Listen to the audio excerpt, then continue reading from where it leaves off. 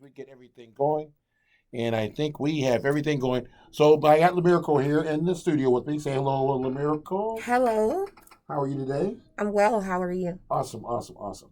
So, like I said, normally when we do these, I have been using Facebook Live, and we've been able to film them live and send them out to everybody immediately. For now, there's some kind of technical problem, and I'm here all by myself. And I did good just not to shut the whole thing down. My son's not here. My technical Andrew's not here. I'm here by myself. So y'all gonna have to bear with me because I'm gonna have to do this the way we're doing it now. I'll download it tomorrow, upload it, download it, whatever will load it, which way ever it goes, and so everyone will have access to this tomorrow. Okay. Okay. All right. So this is live, kind of live, but we're here, and we have the Miracle Jackson here today on the Dr. Doug Saturday Inside Show. How are you getting the Miracle? I'm well. How are you, Dr. I am Doug? doing awesome. Now you're a pretty one, so we got to get you in the picture better there. Okay. So now you're here today to tell us about a lot of different things. I am. First was going to be about a little bit about your experience, right? Absolutely. Let's go. Tell me about your experience. What makes it so unique? Okay, so I was born and diagnosed with sickle cell disease. Uh-huh. At 6 weeks old, I was diagnosed, and of sickle cell disease is a hereditary blood disorder. Uh-huh. And there's a mutation in the red blood cells. Okay. So it causes a lack of oxygen. It causes pain, crisis. And in a pain crisis or a pain episode, you typically have pain all over your body or in your joints, and it's tough. Okay. Physically, it's really tough. But Okay. for me, over time, it was very, very emotional because Mhm. this is something that is essentially a part of me. Okay. And as much as I did not like to admit it, Mm-hmm. I had to accommodate sickle cell. Mm-hmm. Or not that I had to, but I was accommodating sickle cell Mhm. too much. Instead of saying, you know what, I'm not going to accommodate you. I'm not going to pay you any attention. You're there, but I'm not any longer going to give so much of me to you emotionally. That's a big move. It It takes is a lot of thought and a lot of patience, a lot of prayer. support. It takes a lot, and I had hidden it for 25 years. Okay. Because of the different experiences I have. Naturally, children, as a child, kids are tough, and kids will be kids. Mm-hmm. But once I became an adult, Mm-hmm. and I would tell, like, say, for example, an employer, I Okay. have sickle cell disease, and, Mhm. it may cause hospitalization for Mhm. extended period of times. And when their reaction would automatically be like, what is this? Is it I had contagious? Is it contagious? Mhm. And I actually I love children. I went to Mhm. apply to daycare, and I had the assistant say she did not want me at the daycare working in the room with her son because she didn't want me to give her son my diagnosis. Wow. And in that, going through that so much in my life, Mm-hmm. you have one of two ways to deal with it. Mm-hmm. You get frustrated, you Mhm. get angry, and you say, this is ignorant, and people don't get it, and you keep it inside, Mm-hmm. or you do what I did and say, if I don't like what you're saying, and these are misconceptions about a diagnosis that I live with, I'm knowledgeable about, Mm-hmm. then I don't really have a ground to stand on to be angry if someone who's not educated about this diagnosis is ignorant about it. Right. So at that point, I said, if I'm not educating, how can I be angry at the next person for Right. simply not knowing? Right. And so I decided 5 years ago to take my experiences and what I've been through Mm-hmm. and to help other people, That's to awesome. empower. And in that, it was to also say, this is my diagnosis, but I'm not my diagnosis. Very nicely said. And I came up with a hashtag, diagnosed, not defeated. Diagnosed. I saw that. I like that. Yes. Diagnosed, not defeated. I will not let my diagnosis defeat me or define me in life, because I was told as a young child, you'll never be in a successful relationship. You'll never have children. You'll never graduate high school. You won't live past 25. It was Mhm. always what I couldn't do and what I wouldn't do because of my diagnosis. Mhm. And then I said, if you tell me what I can't do, through God, I'll show you what I can. Amen. And so I graduated high school, Mm-hmm. went to college, graduated college. Mm-hmm. I've been married. This year will be 10 years. Thank you. Congratulations. This summer. And I am now a new mother of 3. Look at you. Isn't God Yeah. good? All the time. All the time. All the And time. a lot of times, us as people, Mm-hmm. when we want or we pray for blessings, Mm-hmm. we want our blessings now. That's true. We're impatient. That's true. And that's just natural. And I would see everyone around me, have children and begin to build these families, and then my siblings and my sisters begin to have more and more kids, and Mm-hmm. my husband and I were always there, like a huge part of my nieces and nephews' life, Mm-hmm. because it takes a village. Absolutely. And through that, I've always showed my nieces and nephews, this is my diagnosis, but I'm going to be empowered. I'm going to show you in life is going to knock you down, but it's about how you get up, Mm-hmm. and it's about how you keep swinging. Don't be defined by the fall. Mm-hmm. Very well said. Very well Exactly. said. Excuse me. They have these misconceptions about all kinds of things about diseases, but as far as sickle cell goes, there's a gentleman in San Antonio. His name is Dr. James Maburu, Mm-hmm. and he used to work for University Health Science System somewhere in there, and he ended up taking a sabbatical, or I don't know if he resigned or whatever he did, but he's from Uganda, and he went back, him and his family, they did a pilgrimage, and the purpose of that pilgrimage was to help educate people about sickle cell in Uganda, because there was something like an astronomical number, but it's like 38%, 35%, something like that, Mm-hmm. of the children who have sickle cell die before the age of 6. Yes. And they die because of just a lack of treatment, a lot of education, a lack of knowledge, and all of those things. So he's been doing that for the last 3 years, and he's been on my show twice. Mm-hmm. So that's why I was really excited to have you on. But those misconceptions come because they were told over there, if you're a woman and you have sickle cell, Mm-hmm. well, first of all, they didn't know anything about sickle cell. So you'd have Absolutely. 2 people with the sickle cell trait, Right. and they would get married, and they'd have kids who would have sickle cell. Mm-hmm. And so in that culture, they blame the illness of the kids, the sickness of the kids, on the mother. Mm-hmm. And so that's grounds to get divorced and this and that. And the guy would get married to someone who didn't have the trait Mm-hmm. and have kids, and kids would be normal. So they say he was the woman, it wasn't the guy. And it's really all those different types of things that they go through. And that's a third world country. Mm-hmm. But they deal with that much more than we do. Yes. So you would think they would be more educated. But so you can understand why, even though sickle cells are a very, very, very serious thing, and you're to be commended for all you've gone through, the knowledge base in the United States is extremely small, and it is something that people are afraid of simply because they don't know. Exactly. So I'm really glad you're doing what you're doing. Absolutely. It's just about taking my experiences, what I've been through. Like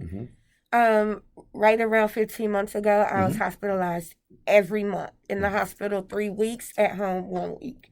Wow. That was my life. Wow. Because of, constant flare-ups, because of the miracle medication for sickle cell it's called hydroxyurea. It's a chemo agent, Right. but what it does is it reproduces Destroys cells. Well, yeah, it replenishes, it gives you new red blood cells. And so I've been on it for about 9 years. I've not responded to it.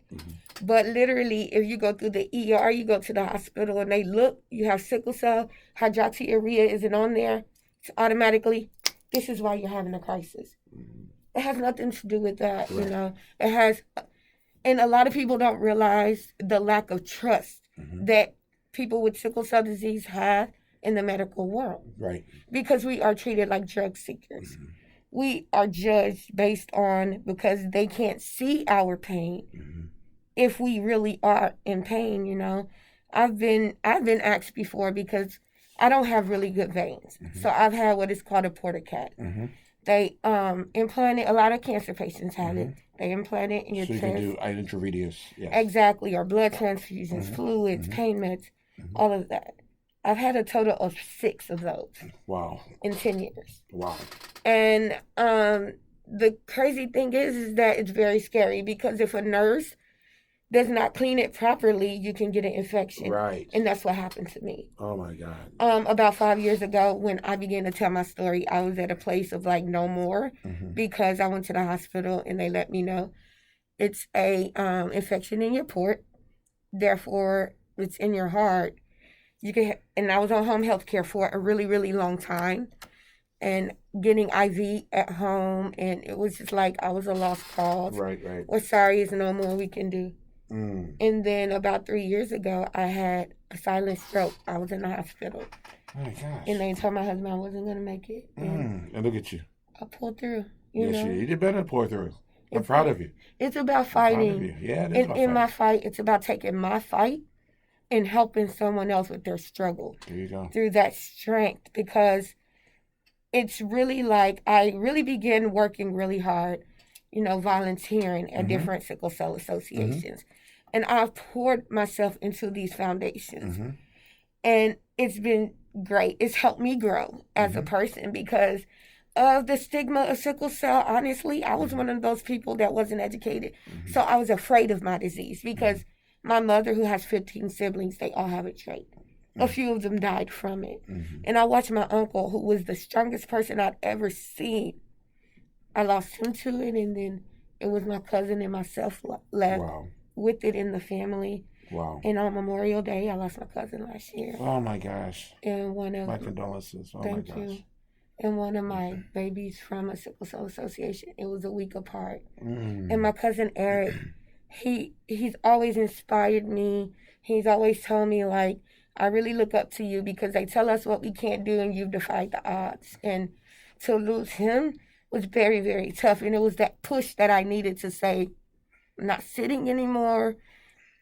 It's the time to do it, and it's the time now. I understand. Because in a sense, it's like this disease can really break you if you don't have the power to get up and fight, if you don't have the support system. And a lot of people with sickle cell disease, they don't have the support. That support system. That's what gives you the power. Exactly. And understanding your diagnosis and advocating for yourself gives you so much more power than you know you have. God bless you. I'm that person that goes in the hospitals and advocate for other patients. And when I advocate for myself, I'm viewed as the problem child. They do that. That's what they do. They do. But that's okay. You got to keep doing what you're doing. You can't stop me. So now, but so you've done that. You've been through all this. This is a wonderful journey, a wonderful story. I hopefully write a book one day. So now this has caused you to create the Miracle Foundation. Yes. Tell me about the Miracle Foundation. So, because of the hashtag that I created, the Diagnosed Not Defeated, I've had the opportunity to join a 5K. I have a sister-in-law who's always been, very supportive and encouraging, and she has a foundation she created for a weight loss journey. She went on her own, and she's always believed in my story, and she's like, it's really that time. And to add me, she's like, I want you to co-host this run with me, and that was kind of even more so that push to say, I'm doing it. And when it came to a name, I was like, I always say Diagnosed Not Defeated, so that has to be there. And everyone kept saying, your name's La Miracle. Like, put Miracle in there. So when my older sister, she said, what's wrong with Diagnosed Not Defeated, the Miracle Foundation? And I was like, that was good, yeah. And so I'm working really hard right now to build up a team. I do have someone that's a VP. He has sickle cell disease as well. We had a 5K walk scheduled for March 21st. However, unfortunately, we had to cancel due to the coronavirus scare here in San Antonio. Everyone's just kind of skeptical. So now you're not doing it?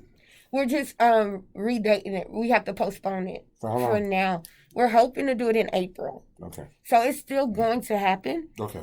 But hopefully in April. But I decided we have a March date that's reserved. I don't want to do nothing with it. So what I'm going to do is host just kind of a meet and greet for people to come out and meet me. Awesome. And we can do some trait testing.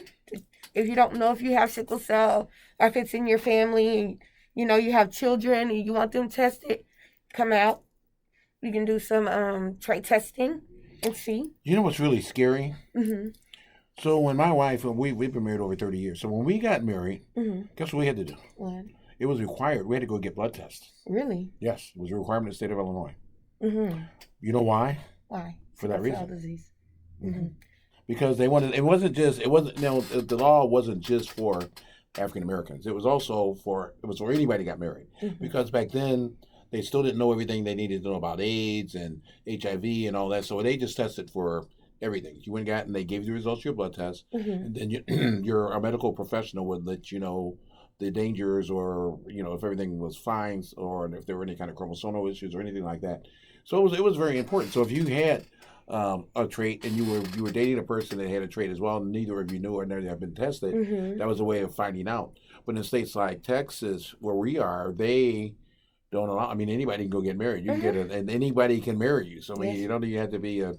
I've seen people go online and they get their thing, Like, and yeah, their license, and then they go yeah, and and they file go and it. they can preside over weddings, and so Mm-hmm. and it's really interesting. So Yes. so okay, so now what's the date in March we're going to use? March 21st, we're going to March do a 21st. meet and greet. Where's it going to So be? it's still going to be at the Rambis Park. I'm going Okay. to be posting a new flyer. Okay. It's going to be the same time, same date as the original walk was. Okay. And so it's going to be, we're postponing the walk for now That's fine. here in San Antonio. And so we want you guys to come out, have some snacks, meet me, meet my Testing is going to be available too, right? testing is definitely going to be available. Awesome. Okay. As well as doing interviews to see, bringing a couple more people on board. Awesome. Because right now I'm building it, and I really want very, very passionate people who The miracle is are passionate. fighting. She is. I've known her for a while. She called me on the phone a little bit ago. Let's see. Wait, hold on. I gotta get this right. This was hilarious. So I think I might have actually been on the air, but I was somewhere, and the phone rang, and I recognized the number. I said, "Hello." She goes, "Hi, Doug. This is Miracle." And she just like went boom. I was like, "No, it's not." Lady. She says, "Hi, Dr. Doug. This is Miracle. Do you know what I'm doing? I got my own foundation." It was like, oh my God. And I think she breathed about 20 minutes after I answered the phone, because she just went straight through. She was gone. She was like, boom. And she goes, "If I can say anything, so I want to come on your show." Sure. Like, look, I don't want a problem. Right. I wish I could have recorded that phone call. That could have been. It's really just taking that, I have been through a lot. And I always say I don't look like what I've been through, and You look beautiful. It's always look beautiful. I appreciate it. I try to keep myself up. You do a great job of that. Thank you. And so, just really, we would love you, everyone to come out on Saturday the 21st. Yes. Where? Leon Valley. Leon. Oh, Leon. Yeah, at the Rambis Park. Okay. Yes. Got it. So Across come on from out the there, library. because that is really, really important. Come out and be supportive. Have some food. Shout out, talk to some people. If you're not sure, you're in a relationship, you're not sure, never been tested before, might have it in your family, you don't know, come on out, we can get testing for you. But let's go in to support another great, worthy cause in the great city of San Antonio. Yes. The Miracle, you're awesome. Fist thump. All right. I appreciate your time. Thanks so much for being with us today, and we'll be back in just a few minutes. You guys on the air there. I don't know how to, you know what, we're going to end right now. Say bye, The Miracle. Bye, you guys. If you want to reach out or hear more from me, go on Facebook. It's going to be Diagnosed and Not Defeated, The Miracle Foundation, as well as my regular Facebook page is going to be Princess Miracle. So reach out to me, leave a message, say hi. If you have any questions or concerns, just give me a call. Dr. Doug here with you, KORV-FM, the heart and soul of San Antonio.